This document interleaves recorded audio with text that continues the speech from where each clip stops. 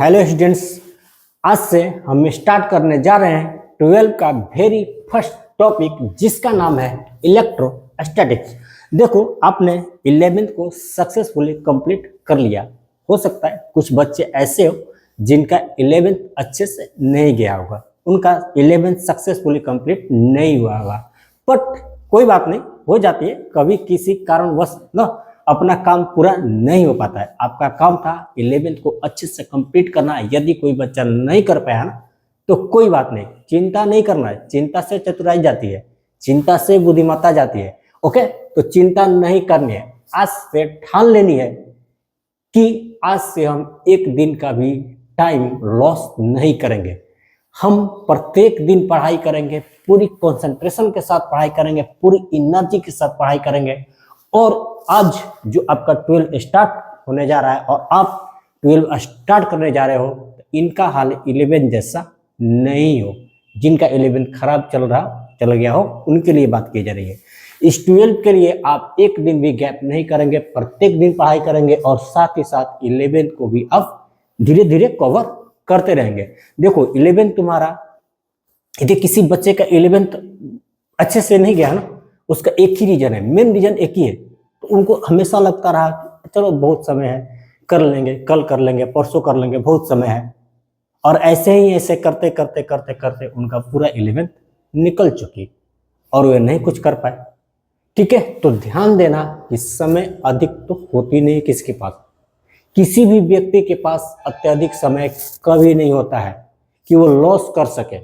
आपका काम है पढ़ाई करना, आप केवल पढ़ाई ही करेंगे, इसके अलावा किसी भी बातों पर कोई ध्यान नहीं देंगे, चाहे वो सही चीज हो या गलत चीज हो। यदि पढ़ाई को छोड़ करके आप कहीं भी सही कार्य में भी एनर्जी अपनी लगाते हैं ना, तो आप गलत हो, क्योंकि आपका काम सिर्फ पढ़ाई करना है।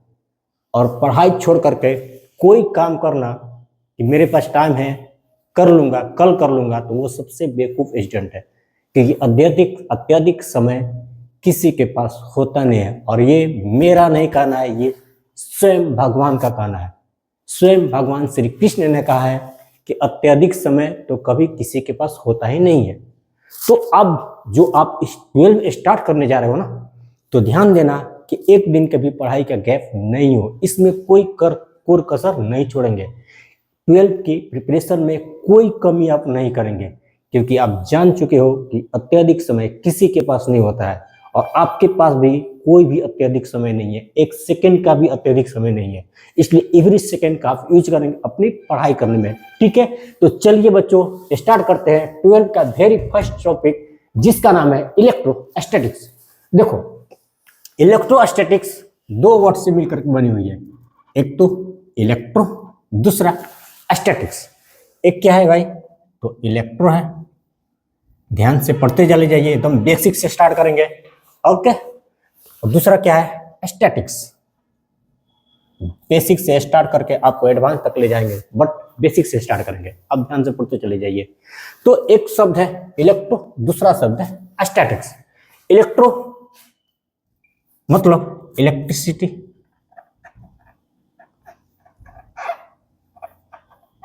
और इलेक्ट्रिसिटी कहीं ना कहीं रिलेटेड है किससे भाई, तो चार्ज से। इलेक्ट्रिसिटी किससे रिलेटेड है, तो चार्ज से। ओके, और स्टैटिक का मीनिंग होता है रेस्ट। ठीक है, इलेक्ट्रो मींस इलेक्ट्रिसिटी, इलेक्ट्रिसिटी कहीं ना कहीं रिलेटेड है चार्ज से। ओके, और स्टैटिक का मतलब होता है रेस्ट, विराम। ओके, तो इलेक्ट्रोस्टैटिक का डिफिनेशन क्या हुआ, study of charge at rest. Electrostatic का डिफिनेशन क्या हुआ, study of charge at rest is called electrostatics. ये शब्द ही बता रही है कि study of charge at rest is called electrostatics. तो पहले तुम इलेक्ट्रोस्टैटिक का डिफिनेशन लिखोगे, the study of charge is called electrostatics. Electrostatics, charge के स्टडी को क्या बोला जाता है, the study of charge at rest is called electrostatic. Very sorry, हमने चार्ज का डिफिनेशन क्या देखा था? स्टडी ऑफ चार्ज, सॉरी हमने इलेक्ट्रोस्टैटिक का डिफिनेशन क्या देखा था? Study of charge at rest is called electrostatic. तो the study of charge at rest ये लिखना जरूरी है, at rest is called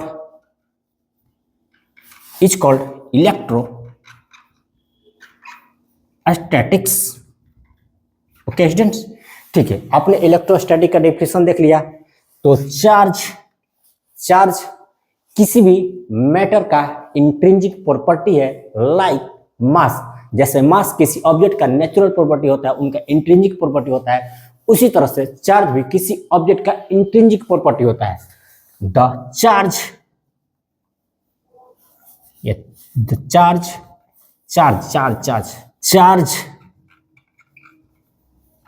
is a intrinsic property of matter like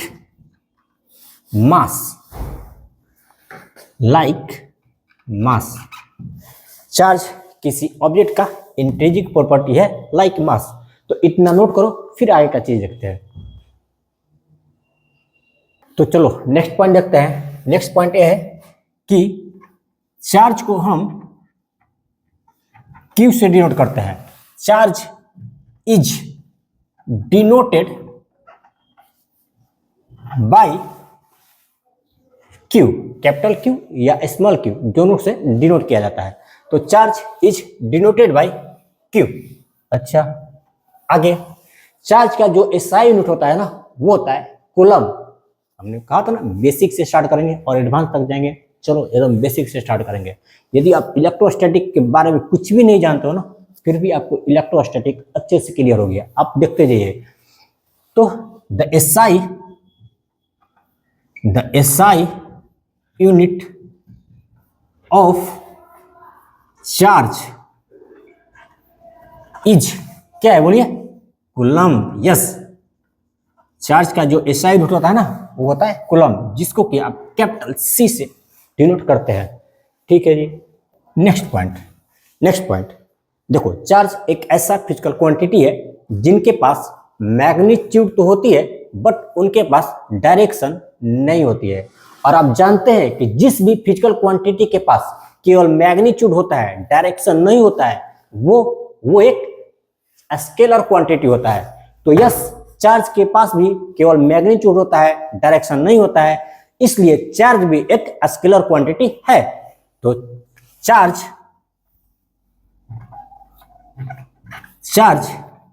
is a scalar quantity. Charge के बारे में हम बेसिक बातें जान रहे हैं। तो charge is a scalar quantity. अब देखो, चार्ज दो प्रकार की होती है। चार्ज कितनी प्रकार की होती है? दो प्रकार की। There are two types of charge. There are two types of charge. Charge कितने प्रकार की होती है? दो प्रकार के। कौन कौन? एक होती है पॉजिटिव चार्ज, दूसरा होती है नेगेटिव चार्ज। चलिए लिख लीजिए। एक होती है पॉजिटिव चार्ज,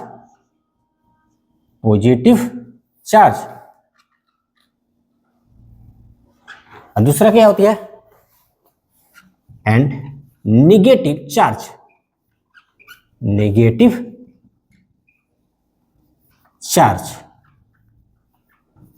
ठीक है जी। तो चार्ज दो प्रकार की होती है, एक होती है पॉजिटिव चार्ज, दूसरा होती है नेगेटिव चार्ज। नेक्स्ट पॉइंट देखो, यदि पॉजिटिव चार्ज हो ना, पॉजिटिव चार्ज हो, तो वो दोनों एक दूसरे को रिपेल करेंगे। ठीक है, पॉजिटिव चार्ज दोनों एक दूसरे को रिपेल करेंगे।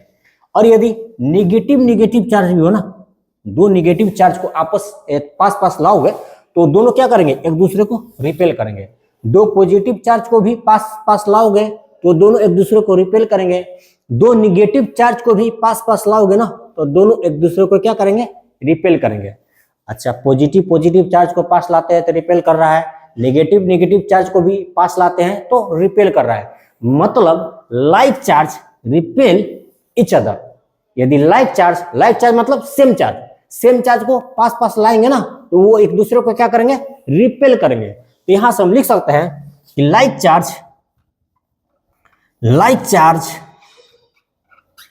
Charges repels each other. Like charge क्या करते हैं, एक दूसरे को रिपेल करते हैं, ठीक है। तो हमने देखा कि पॉजिटिव को पास पास लाते हैं तो वो एक दूसरे को रिपेल कर रहे हैं, नेगेटिव को भी पास पास लाते हैं तो वो भी एक दूसरे को रिपेल कर रहे हैं, ठीक है। अब क्या करेंगे ना, हम पॉजिटिव और नेगेटिव को पास पास लाएंगे, एक पॉजिटिव चार्ज ले लेंगे और एक नेगेटिव चार्ज ले लेंगे, ठीक है। ये रहा पॉजिटिव चार्ज और इनके पास किसको लाएंगे, तो नेगेटिव चार्ज को लेके आएंगे। तो जब हम पॉजिटिव और नेगेटिव चार्ज को पास पास लाते हैं ना तो वो दोनों एक दूसरे को क्या करेंगे, अट्रैक्ट करेंगे। जब भी आप पॉजिटिव चार्ज और नेगेटिव चार्ज को पास पास लाएंगे तो वो दोनों एक दूसरे को क्या करेंगे, तो अट्रैक्ट करेंगे। तो अच्छा, पॉजिटिव चार्ज नेगेटिव चार्ज को पास पास लाते हैं तो क्या करता है, वो दोनों एक दूसरे को अट्रैक्ट करता है। मतलब यदि अनलाइक चार्ज मतलब अपोजिट चार्ज, ठीक है, अनलाइक चार्ज मतलब अपोजिट चार्ज। तो यदि आप अनलाइक चार्जेस को पास पास लेके आते हैं ना तो वो एक दूसरे को अट्रैक्ट करते हैं। तो यहां लिख दीजिए, and unlike charges repels each other,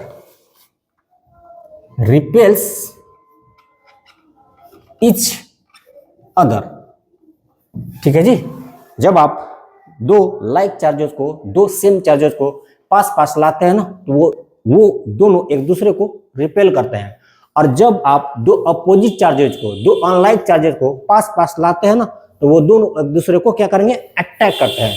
चलिए इतना नोट कीजिए, फिर नेक्स्ट पॉइंट देखते हैं। चलिए नेक्स्ट पॉइंट देखते हैं। नेक्स्ट पॉइंट क्या है भाई, तो नेक्स्ट पॉइंट ये है कि charge always comes with mass. जहां चार्ज है वहां मास होगी ही होगी, ठीक है ना। जहां चार्ज है वहां मास होगी ही होगी। क्यों? क्योंकि charge always comes with mass. Without mass charge is not possible. ऐसा नहीं है कि किसी भी, अब जहां कोई मास नहीं वहां चार्ज हो, ऐसा नहीं हो सकती है। क्यों? क्योंकि charge is always comes with mass. लेकिन इसका उल्टा सही नहीं है कि जहां मास है वहां चार्ज है, जहां चार्ज है वहां मास है, ये सही है। जिस भी ऑब्जेक्ट के पास यदि चार्ज है ना, यस उसके पास मास भी है, ठीक है। और इसका उल्टा सही नहीं है कि जहां मास है वहां चार्ज भी है। जैसे ये मार्कर के पास मास है बट इनके पास चार्ज नहीं है। और यदि मान लो ये कोई ऑब्जेक्ट है, ठीक है, और यदि इनके पास चार्ज है ना तो समझ लेना इस ऑब्जेक्ट के पास मास भी है, क्योंकि चार्ज हमेशा मास के साथ आते हैं, ठीक है। तो चार्ज ऑलवेज कम्स विथ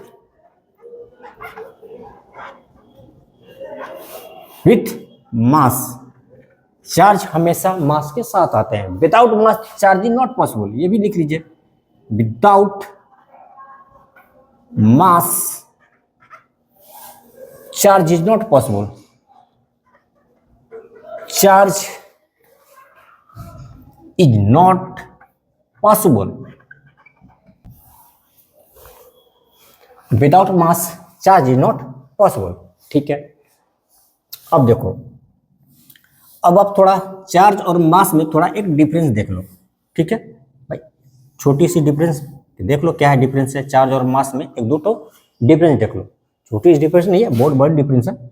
लेकिन अभी आपने देखा ना कि भाई without mass charge is not possible, तो चार्ज मास में कुछ तो अंतर है, यस बहुत अंतर है। देखिए एक तरफ हम लिखते हैं चार्ज, दूसरा लेते हैं मास, ठीक है। चार्ज हमेशा मास के साथ आती है बट इनके बीच डिफरेंस भी है। क्या डिफरेंस है भाई? एक तो डिफरेंस ये है कि चार्ज पॉजिटिव और नेगेटिव दोनों होती है। चार्ज में भी पॉजिटिव और नेगेटिव, चार्ज पॉजिटिव और नेगेटिव दोनों हो सकती है। अभी आपने देखा कि चार्ज दो प्रकार की होती है, एक होती है पॉजिटिव चार्ज, दूसरा होती है नेगेटिव चार्ज। लेकिन मास हमेशा पॉजिटिव होता है। Mass is always positive, mass is always positive, mass हमेशा पॉजिटिव होते हैं। आप कभी भी आप मार्केट जाते हो सब्जी खरीदने के लिए, आप दुकानदार को बोलते हो भैया मुझे 2 केजी आलू दीजिए, 3 केजी आलू दीजिए, 1 केजी आलू दीजिए, लेकिन आप ये तो नहीं बोलते हो ना भैया मुझे -1 केजी आलू दीजिए, मुझे -2 केजी, -5 केजी आलू दे दीजिए, ऐसा बोलते हो क्या? नहीं बोलते हो ना। आप हमेशा बोलते हो मुझे 5 केजी आलू चाहिए, मुझे 2 केजी आलू चाहिए। क्यों? क्योंकि मास कभी भी नेगेटिव नहीं होती है, मास हमेशा पॉजिटिव ही होती है। ठीक है, तो मास इज ऑलवेज पॉजिटिव। दूसरा कि जो चार्ज होता है ना, चार्ज स्पीड पर डिपेंड नहीं करता है। ठीक है, यदि किसी ऑब्जेक्ट के पास 2 कूलम का चार्ज है ना, तो ऑब्जेक्ट किसी भी स्पीड से मूव करे उसके पास 2 कूलम का ही चार्ज रहेगी। तो charge is independent of speed, independent of speed. Charge speed पर डिपेंड नहीं करती है। ठीक है, यदि किसी ऑब्जेक्ट के पास 2 कूलम का चार्ज है तो उस ऑब्जेक्ट का कितना भी स्पीड हो, किसी भी स्पीड से वो ऑब्जेक्ट मूव करे, उस पर हमेशा 2 कूलम का ही चार्ज रहेगी। ठीक है, लेकिन मास के साथ ऐसा नहीं है। मास के साथ क्या है भाई कि mass is increases with the increase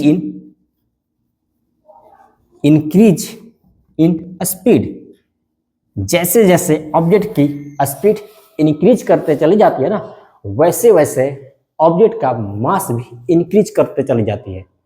sir 2 KG का मास है, वो यदि मूव करने लगेगा तो उसकी मास बढ़ती चली जाएगी क्या? जस्ट ऑब्जेक्ट की मास इंक्रीज करती जाती है, क्योंकि हम डेली लाइफ में बहुत स्लो मोशन में मूव करते हैं ना, इसलिए हमको पता नहीं चलती है। लेकिन ये आप जब मॉडर्न फिजिक्स पढ़ोगे ना, मॉडर्न फिजिक्स में आपको अच्छे से समझाया जाएगा। ठीक है ना, एक फार्मूला के हेल्प से, अभी उस फार्मूला की जरूरत नहीं है, तो उस फार्मूला के हेल्प से आपको बताया जाएगा कि जो मास होती है ना, वो स्पीड पर डिपेंड करती है। जैसे जैसे ऑब्जेक्ट की स्पीड बढ़ती चली जाती है ना, वैसे वैसे मास भी बढ़ते चले जाता है। ये आप बात कहाँ समझोगे अच्छे से? तो मॉडर्न फिजिक्स में। अभी हम पढ़ रहे हैं इलेक्ट्रोस्टैटिक, तो यहीं तक सीमित रहेंगे। ठीक है, इस बात को समझ लीजिए आप कि जो चार्ज होती है ना, वो स्पीड पर डिपेंड नहीं करती है, बट मास स्पीड पर डिपेंड करती है। ओके बच्चों, तो ठीक है, देखो ये हमने चार्ज के बारे में कुछ बेसिक पॉइंट जाना। ओके, आगे हम पढ़ेंगे कंजर्वेशन ऑफ चार्ज, जो नेक्स्ट टॉपिक है। तो ये चार्ज के बारे में कुछ बेसिक टॉपिक था जिसको आपके लिए समझना अति आवश्यक है। ठीक है, यदि आज आप आगे चैप्टर को अच्छे से समझना चाहते हो ना, तो ये बेसिक बातों को जानना बहुत जरूरी है। इसलिए हमने फर्स्ट क्लास में, क्योंकि आज अपना 12 स्टार्ट हुआ है, ये इंट्रोडक्टरी क्लास है, इसलिए हमने बेसिक बात ही बताया है। ओके, नेक्स्ट क्लास में नेक्स्ट टॉपिक भी पढ़ेंगे और अच्छे से पढ़ेंगे। देखो, तुम उम्मीद कभी लॉस मत करो। उस दिन तुम्हारी हार हो जाती है जिस दिन तुम उम्मीद लॉस कर देते हो। तुम सोचते हो हार जाने से तुम्हारी हार होती है, नहीं। किसी भी एग्जाम में असफल हो जाने से या कोई भी तुम्हारा कार्य पूरा नहीं होने से ना, तुम हार नहीं जाते हो। तुम हारते हो तब हो जब तुम्हारी उम्मीद हारती है। ठीक है, तो उम्मीद बनाए रखो, विश्वास बनाए रखो, प्रयास निरंतर करो। तुम्हारी असली विजय तुम्हारी प्रयास में है, तुम्हारी विश्वास में है। तुम अंतिम सांस तक तुम्हें लड़नी है। वही विजेता होता है जो अंतिम सांस तक लड़ना जानता है। ठीक है, तो उम्मीद मत लॉस करो। जिस दिन तुम्हारी उम्मीद लॉस ना, तुम लॉस, तुम्हारा जीवन लॉस, तुम्हारा सब कुछ लॉस, तुम्हारा इज्जत प्रतिष्ठा सब कुछ लॉस, तुम्हारे सब कुछ लॉस, धन दौलत सब कुछ लॉस। जिस दिन तुम्हारी उम्मीद लॉस, तुम्हारी होप लॉस, तुम्हारी आशा लॉस, तुम्हारी विश्वास लॉस, तुम भी लॉस, तुम्हारा जीवन लॉस। तो तुम उम्मीद मत छोड़ो, तुम विश्वास मत छोड़ो, तुम आशा मत छोड़ो, तुम होप मत छोड़ो। विजय तो तुम्हारी होके रहेगी। लेकिन क्या होता है ना, एक दो असफलता मिलती है और तुम हार मान जाते हो यार, क्योंकि तुम मन के बस में रहते हो ना। तुम्हारा मन बोलता है असफलता मिल गई, हार जाओ, लेकिन विवेक नहीं बोलता है, और विवेक के अनुसार तुम चलते नहीं हो। विवेक तो ये बोलता है कि प्रयास करो, एक बार हार गए कोई बात नहीं, अगेन से प्रयास करो, दूसरी बार हार गए कोई बात नहीं, तीसरी बार प्रयास करो। तुम तब तक प्रयास करो जब तक तुम जीत नहीं जाते हो। और प्रयास करने के नाम पर बस केवल नाम ही नहीं होना चाहिए कि मैं प्रयास कर रहा हूं, वास्तव में प्रयास करो। ठीक है, पूरा तन मन धन लगा दो, पूरी पूरी अपनी एकाग्रता लगा लो, पूरी पूरी अपनी शक्ति लगा दो, पूरी अपनी पोटेंशियल लगा दो। और जिस दिन तुम अपनी पूरी पोटेंशियल के साथ लड़ रहे होते हो ना, तुम पूरी पोटेंशियल के साथ अपनी कार्य कर रहे होते हो ना, तुम पूरी पोटेंशियल के साथ पूरी एकाग्रता के साथ अपने प्रयास कर रहे होते हो ना, तो तुम जीत रहे होते हो। तुमको नहीं पता कि तुम जीत रहे होते हो। और जिस दिन तुम्हारे प्रयास में कोई कमी आ गई ना, तुमको नहीं पता तुम हार रहे होते हो। तो यदि तुमको जीतना है ना, तो पूरी प्रयास करते जाओ, प्रयास करते जाओ, प्रयास करते जाओ, तुम जीत ही जाओगे। क्योंकि जीत किसी एक के लिए नहीं बनी है। जीत यदि एल्बर्ट आइंस्टीन के लिए बनी है, तो जीत तुम्हारे लिए भी बनी है। ये बात तुम समझ ही नहीं पाते हो ना यार। एल्बर्ट आइंस्टीन बहुत बड़ा व्यक्ति है, क्या 4 हाथ थोड़े थे उनके, 4 आंखें थोड़ी थी क्या, या 2 सिर थे? नहीं, वो बड़े हैं क्योंकि उन्होंने बड़े प्रयास किए। वो बड़े हैं क्योंकि उन्होंने बड़ी बड़ी बड़ी उम्मीद की, बड़ी होप की, बड़ी विश्वास रखा। और तुम छोटे हो क्योंकि तुमने बड़ी प्रयास किए नहीं, तुमने बड़ी उम्मीद रखी नहीं, बड़ी विश्वास रखी नहीं। ठीक है, तो आइंस्टीन बड़ा नहीं, उनका प्रयास बड़ी थी, इसलिए आइंस्टीन बड़े हो गए। यदि आपको भी बड़े बनी है ना, तो बड़ी प्रयास करनी पड़ेगी, बड़ी विश्वास रखनी पड़ेगी, पूरी एकाग्रता के साथ। तुम्हारा काम क्या है? क्योंकि तुम स्टूडेंट हो, तुम्हारा काम क्या है? बस पढ़ाई करना। तो तुम पूरी एकाग्रता के साथ, पूरी पूरी पूरी निरंतरता के साथ, कंटिन्यूटी के साथ तुम पढ़ाई करो, विजय तुम्हारी होगी और तुम्हारी होके रहेगी। ठीक है बच्चों, मिलेंगे हम नेक्स्ट लेक्चर में। Wish you all the best.